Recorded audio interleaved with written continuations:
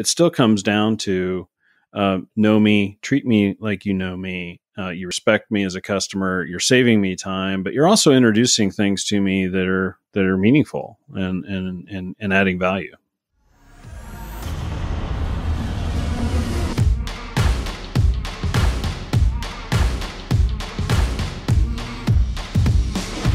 Welcome to My Data is Better Than Yours, the data podcast. Yeah, welcome, Brian. It would be amazing if you could introduce yourself and where you're working, and then we can dive into the amazing topic of customer data platforms. Jonas, thank you so much for having me on. I'm Brian Walker. I am joining you from my backyard office in Seattle, Washington.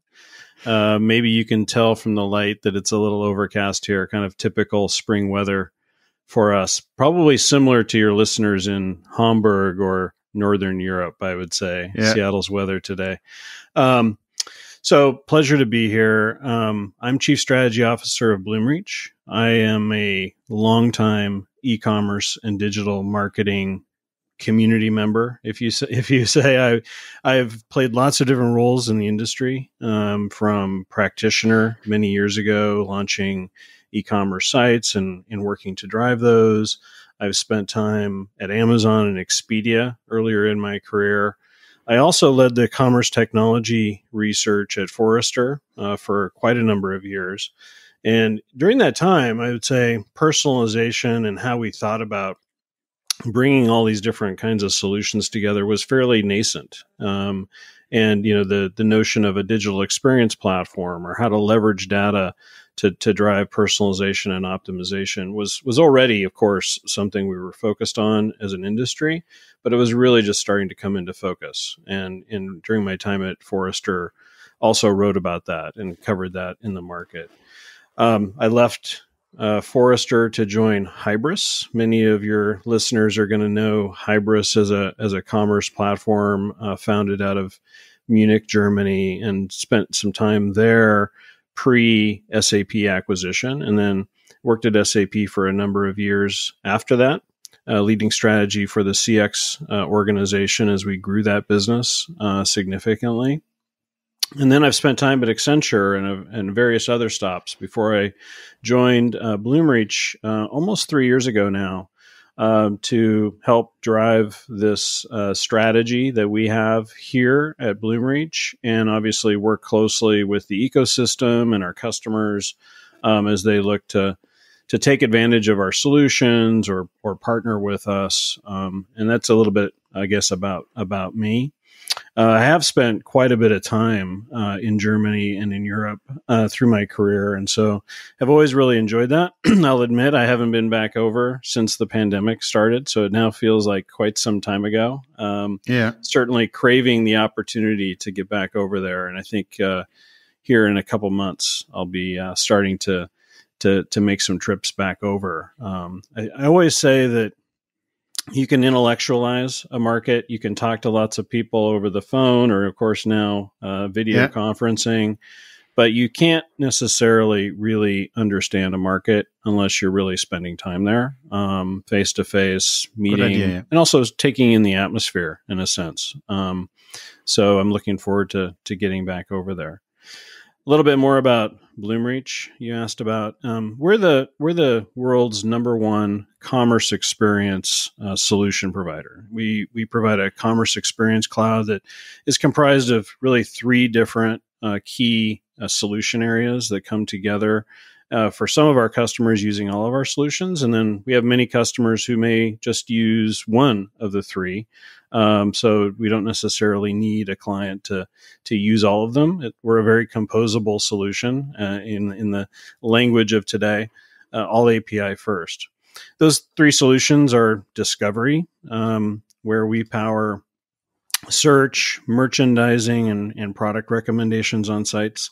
That, of course, is leveraging consumer and product data to really optimize, the product discovery process that is so critical in e-commerce and digital commerce environments. We provide a content solution that customers use to power their experiences across all their different channels. And of course, that's very tied in to the balance of our solutions when it comes to driving personalization and contextual experiences. And then the third is engagement. And that's where we have this powerful, capability to drive personalized marketing across email, across SMS, and into social channels, again, underpinned by this, very robust data platform that enables, single view of customer and enables you to understand, really in a real-time fashion, how customers are engaging, and then, optimize your customer journeys, leveraging AI and ML, and optimize that. I think the many people don't really know, in a sense, how big Bloomreach already is. To be honest, we're often considered kind of a hidden giant, in a sense, in the commerce technology and digital marketing, ecosystem. But we're already working with over 850 global brands. Some of those that your listeners are likely to recognize are Bosch, Puma, FC Bayern Munich, and Hertha Berlin. They're in the Bundesliga. My Jewelry, Yves Rocher, Rafa, a great cycling brand, Marks and Spencer. Of course, there's many others, and we're already impacting over 400 billion in commerce globally through our solutions. That's a big number. Really, if we were ourselves, right, a retailer or whatnot, right, we would be among the heavyweights, really only second to Amazon if you were to look at a market like the US even. So, we're already operating at significant scale. Again, all the solutions are cloud-based and all have AI and ML essentially woven into it. And what differentiates us is the fact that this data platform enables this personalization and optimization to aid the merchant, aid the marketer in achieving their business outcomes. And I guess that's probably enough as an intro. Sorry if I rambled there a little bit, but hopefully that gives you a flavor for who we are and who I am. Now that's very interesting, and the three pillars of about your product. And I would like to jump back because the three pillars I think are based on a maturity level. Yeah, and I would like to use an analogy from the history. I think if you would ask a CRM analyst or someone who worked in a CRM department 10 years ago and asked a question, do you own all channels? He will say yes.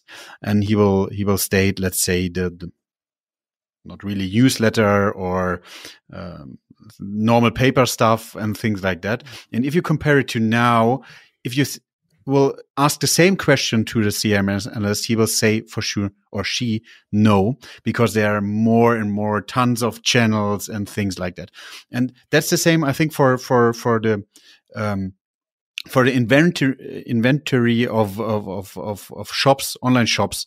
10 products 10 years ago, and now 10,000 all want to be a marketplace like Amazon. So the way you tackle the user experience is totally different. Yeah.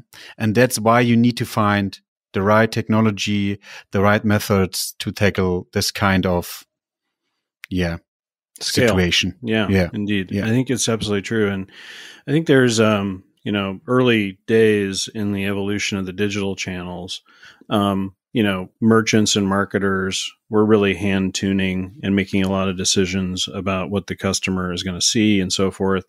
And that was obviously connected to their merchandising and marketing strategies.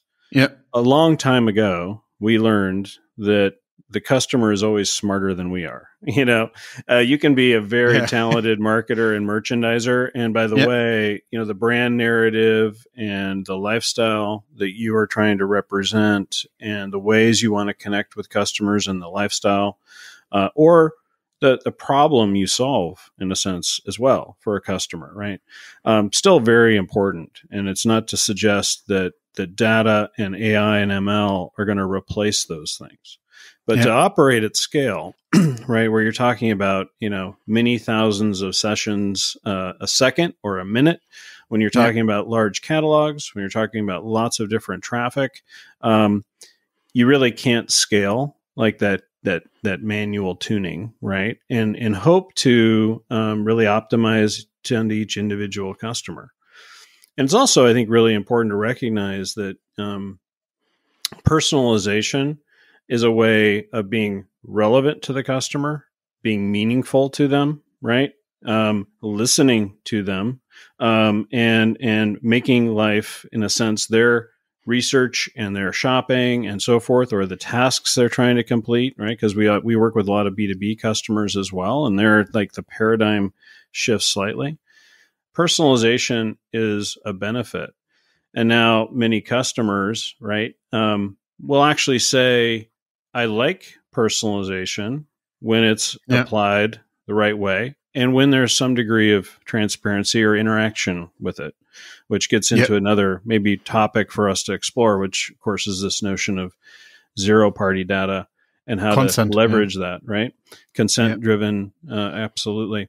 And so you're right. There's a level of scale there. For a small business starting out, the volume of data that you're producing, for first and foremost, may not be enough to really optimize on top of. But we have to be realistic about that. But also your ability to manage the experience, if you will, and drive your strategies, or to enable things like product discovery. Those are at a different level of challenge. When you get to these larger businesses operating at scale, it becomes very important to leverage the data and leverage AI and ML, again, to complement what merchants and marketers are doing. For sure, I think it's a combination of ideas from marketeers based on technologies to ensure that you're building the right customer journey, right, on the right data. I think, Brian, you have such a great work experience. If you compare the US market with the European market and the Asian market, is there more or less, based on your maturity again, are they different? And if yes, how? Fundamentally, I would say they are not different. Okay.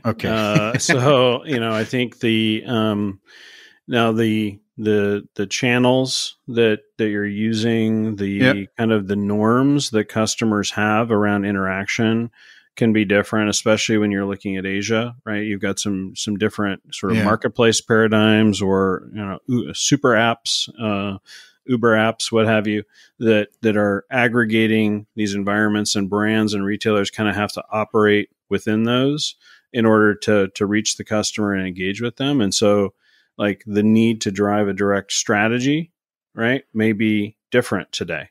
But of course, there's a very high degree of digital maturity, and that has transformed dramatically in the last 5 to 10 years.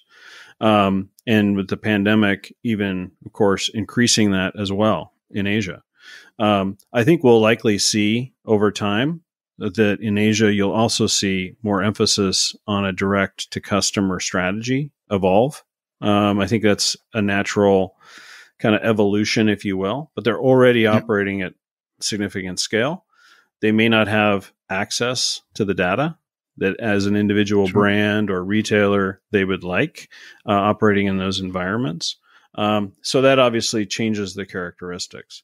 When you look at the US and European markets, I think it's really about the dynamics around in-country localization, and the fact that many businesses have, in a sense, had to operate those individual markets somewhat independently, and therefore the business scale inside each one of those units is smaller, right? And so, in aggregate, it may be very equivalent to, say, a mature U.S. business. But it's just, in a sense, the dynamics of the market, right? You build a business in the U.S., you're going after, a pretty significant audience, right? And a significant market, essentially one language. I mean, it could be multiple languages, obviously, but essentially one, maybe two. but you're operating within kind of one business, and your ability to hit scale, right, in a sense, is faster as a result. And then, there has been sort of a difference in direct marketing strategies and customer acquisition strategies. And we see that play out in our business in terms of how, and again, this is changing. It's been changing relatively rapidly in the US market, and in a sense, adapting more to some of the paradigms and thought processes that European marketers have been thinking about for much longer. So in a sense, the fundamentals are the same, but there's obviously some unique differences for a variety of reasons. Yeah, I don't want to blame Europe, but I think in Europe there are more currently discussions about on-premise or cloud, how to. So more or less, big data starts when Excel crashes, and that's crazy. And I think that the maturity level in the US is higher compared to the European market, and we need to. I would like to raise a flag for the European maturity needs to increase to ensure that we tackle more or less a new situation, to push the marketing and to establish more D2C brands, which can more or less coming from Europe into the US market instead of US market into the European market. I'm really for example, data silos in Europe is. Data silos are a real thing. I don't want to sound like I'm disparaging here, but there is, I think, an interesting cultural difference in business, where I think in the U.S. market we absolutely have laggards out there who are not, have yet to really invest in a digital first strategy, of course. But because of the rapid growth and the transformation of direct to consumer, starting with catalogs, but then obviously transitioning, I think we've seen a more aggressive investment strategy, right? And that's somewhat due to maybe a culture of growth-based initiatives and kind of investing to achieve growth. And some of that's also fueled by venture capital and private equity, even in a sense. In Europe, I want to be sensitive to this because I don't want to sound like I'm, an authority here or whatnot. But there is a difference, I think, when you've got maybe a bias toward a more conservative outlook for technology investments and even for embracing digital channels or a direct-to-customer strategy. Some of that's because of the distribution challenges and the ways in which business has been organized to deal with cross-border trade now for obviously, essentially history. And so there's good reasons for some of that, but there is this sort of cultural difference that I think, to your point, kind of raising the flag, so to speak, for it. I think it's important that European businesses recognize that, all of these trends that we've been seeing for a very long time, they need to really take seriously and invest in order to ensure their future growth opportunities, and then to prepare them to kind of maximize their business as we continue, right, this transition into a digital first, mindset and go to market strategy for these brands and retailers. I think there's an opportunity because GDPR is a very hard topic, but if you tackle it with processes, you have the chance to use it as benefit. And I think the European market, especially the German market, is very good in processes, in to align things. And I'm shocked to hear that.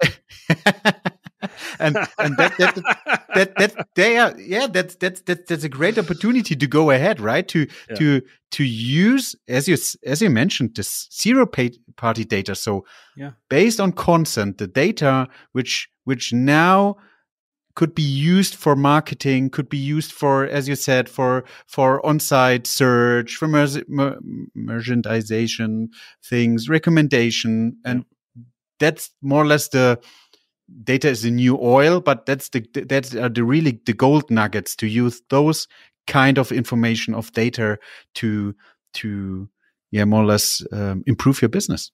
Yeah, I fully agree. And I think that it's kind of unfortunate in some ways that really since we started, now many decades ago, down this path, personalization and using data and using these techniques sort of naturally sort of seemed creepy. Like the customer isn't really in control and so forth. And that's certainly still true in some respects, the way many use retargeting and so forth. But that, of course, we're into a fundamental transition, in part through data privacy regulation, and then obviously folks like Apple and Google making some fundamental changes to how customers opt in, and clearly that's shaken up, the existing paradigms around online digital marketing.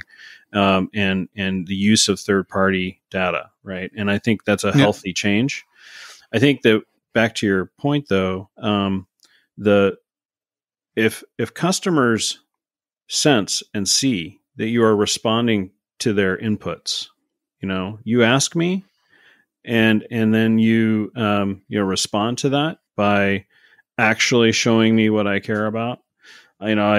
I use an example, I'm a snowboarder and a fly fisherman, right? Those are sort of, nice. And I play soccer, but those are like the things that I do. But when I visit a brand, or when I'm receiving marketing from a lot of these brands, it's as if they've never seen me or heard of me before. Yeah. And they're showing me things that really aren't very relevant to me. The brand that really does send me like the latest fly fishing gear, guess what?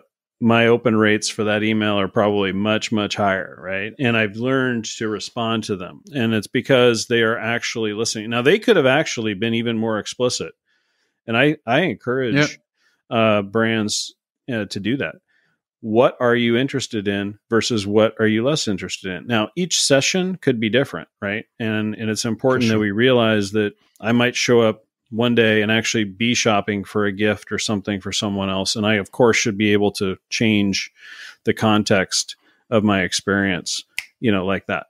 And the experience has to adapt in session. And that today, Bloomreach, we do that by paying close attention to how a customer arrives at a digital experience through marketing and in what context. And then obviously how they're navigating and searching and the experience that they're kind of creating and adapting. But I'd also say using zero-party data, actually asking the customer, is another way we should really be fine-tuning the channels we're using, the messages and the products that we're putting in front of a customer. And it all comes down to a great, data platform capability being important to enable that. I mean, that's a prerequisite, but I think there's a big opportunity there to evolve. And I think the customer is going to respond favorably to that. If you're a great quality brand and, you're producing and selling products that, that connect to me, I'm going to be willing to share that information with you. Yeah. You need to understand your customer. You need to understand the pain points. As you said, Brian, you need to listen to them and then change the way, in best case, in an automatic way, how you promote things or how you market things. All right. Mm-hmm. And I think that's a very important point. Again, if you going back 10 years ago, you had the situation that you're having one marketeer sitting in front of the homepage, changing the teaser and more or less putting 5 new products in the slider to ensure that there are the new things to promote. And now if you're having, let's say, thousands of visits on the homepage on sessions, you need to ensure that you tackle each session in a different way, right? Because you could be a new user, I could be a new user or a returning user. You you would like to buy something for your hobby below $200, and I'm below $100, and that would be amazing. Yeah. And then there's scenarios like replenishment, right? For sure, that's Companies amazing. that are producing products So easy. that are consumables, and why not just make that a whole lot easier on your customer versus making them have to go through the process again every time? Yeah, and that's what you said. I'm not sure how you've grown up, but I think in my small city here, there was one small store, right? Old lady, let's say 20 square meters, very small. And when you visit the shop and the shop and the shop again, that situation is that she knows what you would like to get. So now it changed to a bigger discount store, and the situation is that nobody knows you. You're more or less an unknown customer. And now the shopping experience is totally different. But if you find a way to tackle this personalization again, you have a lot of more happy customer, returning customer, and they are having more fun to promote your brand, right? And that's the situation. What I love about that analogy is that it just goes back to kind of first principles, right? In a sense, right. This is all about just, how we naturally as human beings actually do want that kind of a relationship. Unfortunately, not all of us have that, still where we live, and the economics for those small shopkeepers and so forth have fundamentally changed, et cetera, et cetera. There's lots of reasons why things have evolved and changed, but it still comes down to know me, treat me like you know me, you respect me as a customer, you're saving me time, but you're also introducing things to me that are meaningful and adding value. Yeah, if you compare it to technologies like Bloomreach, I think there could be a directly uplift for things because they're easy things to implement, right? So you don't have a implementation phase of 2 years because the low hanging fruits are already there, or I'm wrong. Sorry, could you repeat the question? I'm not sure I quite got it. Sorry, I think there are low hanging fruits. For example, for Bloomreach, because the easy things like listen and listen again, that you understand that when Brian or Jonas comes back on a website, they want to replenish things, and you just need to show the product again in the slider or where they return on the page. That's very easy. So it's not really a big case to integrate the easy things. I think that there are definitely lots of areas for low-hanging fruit, and even the use cases like I'll mention are not really new ideas, but the reality is that many businesses have really struggled, right, to implement these, right? And that's as simple as, presenting the customer with, an offer, a product, right, in your email marketing, and making sure that the experience they see on the site once they get there, or the app, right, is consistent, right, and and you're not just sending them on yet another task to like find that thing that they responded to, and frankly, that is in many cases not happening.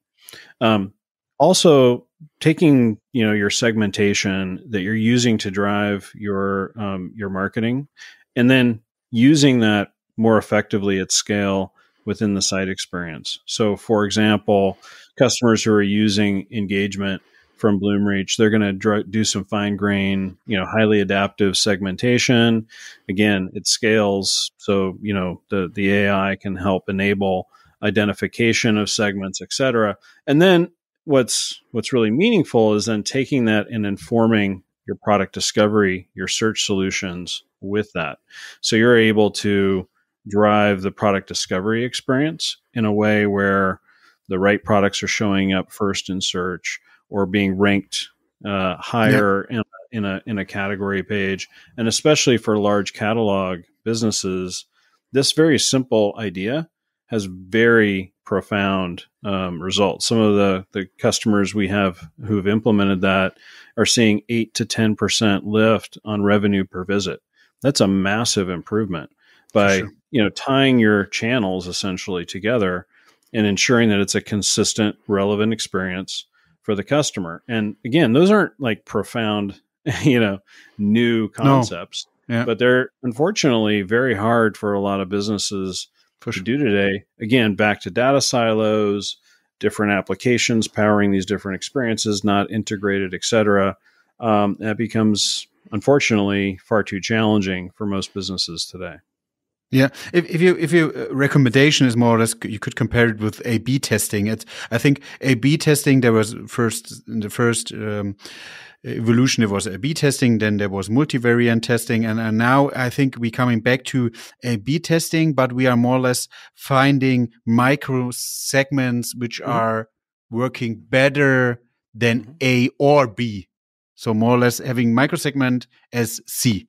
So, and that should be more or less the strategy for the future for companies, right? You need to, for sure, grow your customer base, but additional to that, you need to ensure that the attributes at the customers is growing as well, so that you don't segment by demographic, because you should segment by all tons of attributes which are related to the customer, to ensure that you're finding lookalikes, that you're finding different ways to tackle recommendation and all of those kinds. Yeah, I fully agree with that. I think rich customer attribution is critical. It's something that if you are in the market for a CDP, you have to really understand the extensibility of the platform that you're looking at, and make sure that it can really enable the scaling out of the customer attributes. And then you apply processing on top of that, right? Which only amplifies the number of attributes that you can actually use to identify the customers into these cohorts and to leverage segmentation. But equally important is also the product catalog. You need to have a very well attributed and rich product catalog. Both of those processes require AI and ML to really enable it. So that's one of the things that we have at Bloomreach, for example, in our product discovery solution and in the data platform that underpins it, is using AI and ML to leverage the customer traffic, to leverage the way they search, to enrich that, right? Again, you as a business are only going to have so many attributes defined. It's a very expensive process to enrich or even to write the copy. So we use AI and ML to really round that out and enrich it, create all the synonyms and semantics, and also language variations and so forth around that. And then you pair those two things together. Ultimately, that's what's required to enable like real commerce experience personalization. Yeah. I think that product data is totally underrated. If you, as I mentioned, all companies want to be a marketplace, and they don't prepare their own product data for merchandising, for marketing, for all of this stuff. And if you check the internal search of shops, they are crazy. Yeah, you're searching for a brand within a shop. You don't find a hit, and then there could be the situation that you get something recommended, but there's nothing, more or less, for our error page. That's crazy. And there are so many ideas, so many good opportunities to help the customers to be happy, so that your own business grows. Yeah, that's crazy. Yeah, I think, many of your listeners are going to appreciate this point, because if they're focused on CRM, if they're focused on marketing and leveraging customer data, they're I am sure recognizing that if they can just, move the needle a little bit in terms of repurchase frequency from their existing customers, they've got a massive win, right? Yeah. And customer acquisition has gotten a lot of attention over the last, 10 to 20 years naturally. And it used to be cheap and it used to be pretty easy. It's no longer cheap or easy. And now you've really got to focus on making the experience and, optimal for the customers you have, and driving that frequency of purchase and that, loyalty that kind of comes from serving them effectively. And so it comes down to deploying these kinds of techniques in order to do that. Yeah, if you tip from my side, if you check your customer data with the retention frequency and monetization model and analyze, you will see you will get a matrix of your customers, and there will be the situation that you will have more or less, let's say, A segment for customer, B segment, a C segment. And that's what Brian said. If you more or less helping the B segment to grow into the A segment, that you will see a lot of improvement within your business, because, for example, replenishment is an easy one to tackle that and to establish a growth for years, because that's a technique which works for years. Yeah, absolutely. Yeah. And then if you compare it to cohorts, and if you let's do a A/B test, tackle one cohort with the new methods, and other one could be excluded, then you will see that there will be improvement. Yeah. To be honest, I think customer data platform is the new buzzword, and it's trending. And is Bloomreach different to, let's say, the buzzword, or what is the difference? What are the key benefits of Bloomreach as customer data platform? Yeah, Jonas, I appreciate the question. I think you're the one writing the book, so I want to be careful here but I think the term customer data platform is a little bit problematic, because there are different flavors kind of in the market, sure, and it can be very confusing for customers to understand like the direction they want to go, have a clear sense as a business about what's the right type of solution for them, and even the vendor community gets a little confused, right? To be perfectly honest, and certainly the analyst community and others, in my opinion, could really help kind of the market understand. And as I bring that up, it's because there are solutions in the market that are really focused on essentially the data infrastructure, enabling many different sources of data together and driving a single view of customer. That's a great thing. The problem is, what do you do then? They're kind of disconnected from what you're going to do to actually take advantage of this investment you've made.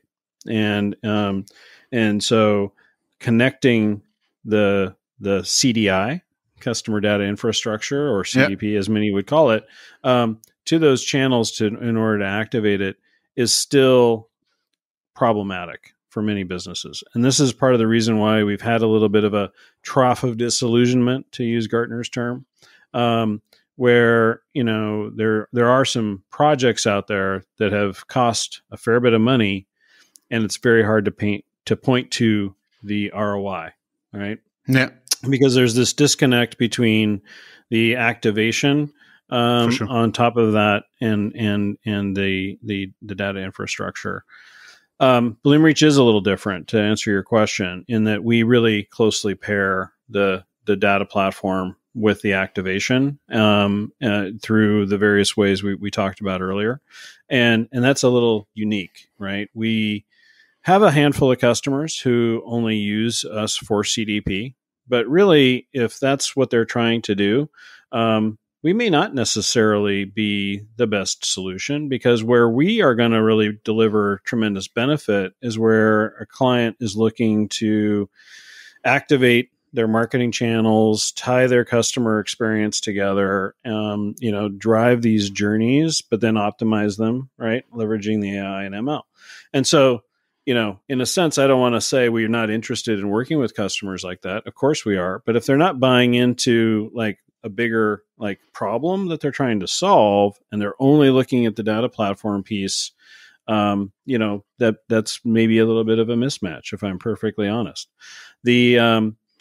So there's that element that I think is really critical when it comes to customer data. And that is what kind of distinguishes Bloomreach.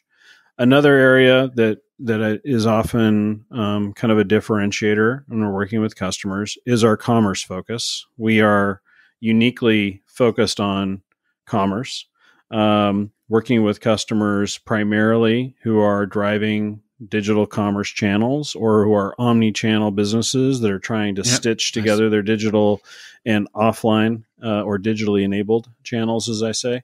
And so because we're focused on that, our data platform also is very attuned to what you're trying to capture, what you're trying to optimize, what are the KPIs you're trying to affect, what do merchants and marketers inside these businesses care about, making sure that the tools are also easy for them to use to get done what they want to get done.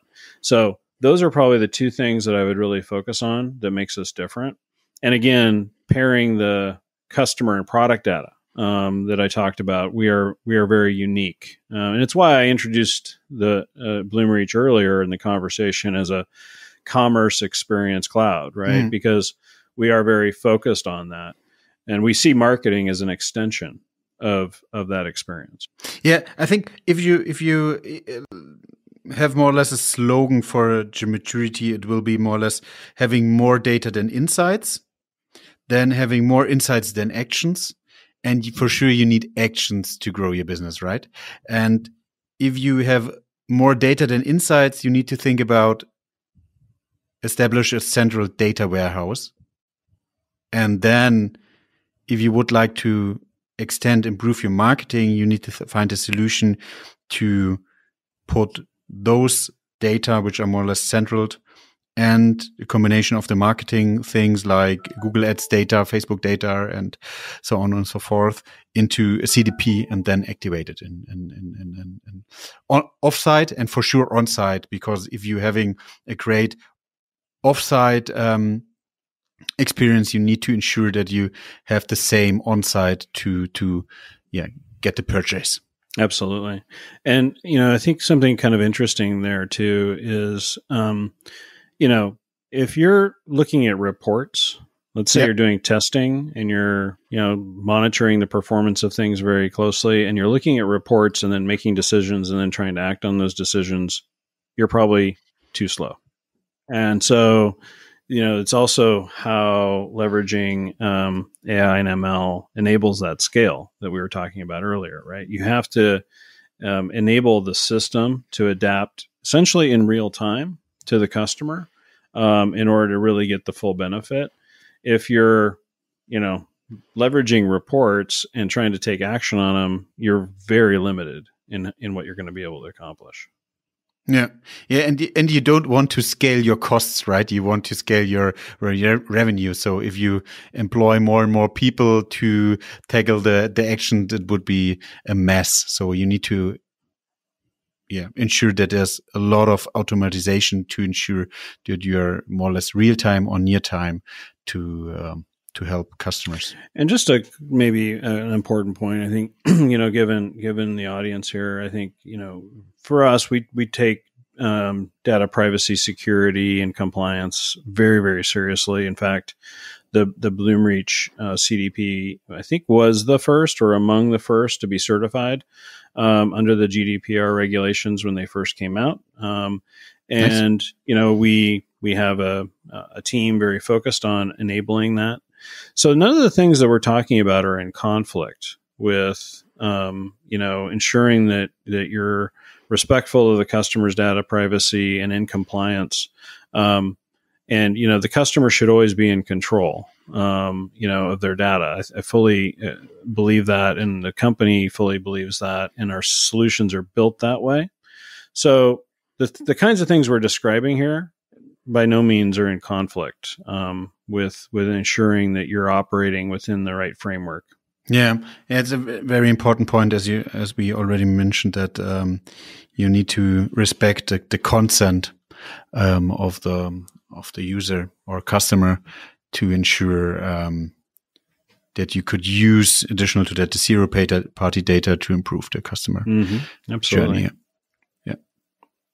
Yeah, I think that's a very important point to understand the background of the buzzword customer data platform. It's very important to understand that you need to more or less check your business. And if you have three pillars, let's say ingest, model, analyze, and activate the data. So which customer data platform you need to choose. To be honest, in my personal opinion, is that the situation should be that you have an architecture beside of that. So you should have a data warehouse, data lake to have a central place for all of the data that you could have your reporting and analysis use cases beside of the customer data platform, because you need within marketing, you don't need to be 100% accurate, right? So 99% is totally fine. But if you would like to have the business reporting, financial reporting with 99%, it could be critical. So so different use cases, different systems, and different speed. And you need to ensure that you have the right architecture. And I should just add that Bloomreach works really effectively with other CDPs. That just adds more complexity there. But because we're very focused on the commerce experience and activating these channels, it's not even the case where a customer has an existing investment in sort of the infrastructure side wouldn't get value, right, from enabling their customer experience and marketing channels with the Bloomreach CDP. I know that's confusing, but the reality is these things actually can pair together very effectively, because for a lot of businesses, they're focused on their data infrastructure really as an enterprise-wide, requirement that they're trying to solve for. And, they may not have really focused on the experience or marketing channel optimization when they were defining what they needed. So it is a complicated topic, and it's one where businesses need to really get the right inputs, get the right advice, and really think carefully about what they're trying to do versus just checking a box when they think about what their requirements are for CDP. For sure. My recommendation is always search a experienced consultants company or something like that. Hire experienced people to ensure that you're tackling or getting the right strategy to tackle or asking the right questions, really. Yeah. All right. Yeah. Or very easy asking the right questions. Yeah. Yeah. Yeah. Thanks a lot, Brian. Well, it's my pleasure. Thank you for having me on. I look forward to making the trip over, and maybe we can grab a beer together when I'm over. Yeah, or doing fishing together, right? There we go. Okay, come on over. Yeah. I need to buy some clothes so that I could more or less getting into the sea. And my last question is always the same. If you need to describe your data business with a movie title, the Bloomreach data business with a movie or your own, up to you, Brian. Oh my goodness, this one's kind of stumping me. This is a very brain teaser question. Yeah, I'm not sure it's the best analogy, but it's just the movie that comes to mind because it is really one of my favorite movies, and it does combine MI and ML, AI and ML, and it does. Kind of lean us into the future, although, of course, it may be slightly dystopian, so we want to be careful with that. But I'm going to say Blade Runner. Nice. Yeah. You've got this melding of human and machine. It's starting to blur. Yeah. You're leveraging AI and ML, obviously, to do some optimization. Yeah. There's a question in there, obviously, about the right way to do that. And like I said, it's a bit dystopian, but it is obviously one of easily my top 5 movies. And, nice. Still a phenomenal narrative for us to think about, right? Philip K. Dick and Do Androids Dream of Electric Sheep and that whole story. Forget about the remake or the that one, we just put that aside. But the original movie was pretty impressive. I just opened my browser. I will put it on my watch list. Oh goodness, yes. Again. That's a good one. Nice. Yeah, thanks a lot. I will put all informations about Brian and Bloomreach in the show notes.